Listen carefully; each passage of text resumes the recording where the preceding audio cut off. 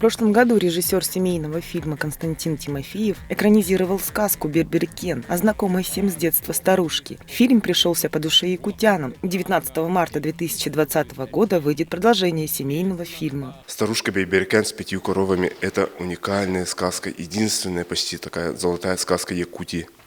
И я подумал, почему до сих пор все говорят же, да, кинобум, кинобум, кинобум. А вот самую главную сказку никто еще не экранизировал.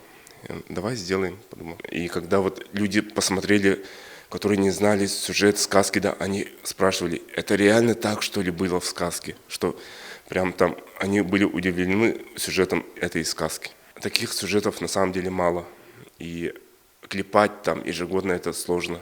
Такого не может быть, потому что уникальные сюжеты, уникальные такие прикольные сюжеты, их мало. Фильм посмотрели дети Татарстана. Они прямо из Татарстана, вот компания, которая прокатывает фильмы, они позвонили мне и сказали, дайте мне наш фильм, мы хотим своим детям показать на фестивалях. И они целый год купили права и показывают сейчас в Татарстане. Сегодня состоится премьера музыкального клипа Константина Тимофеева по мотивам снятого им фильма. В клипе снялись певица Кюней и артист студии «Завод» Серго Сидоров.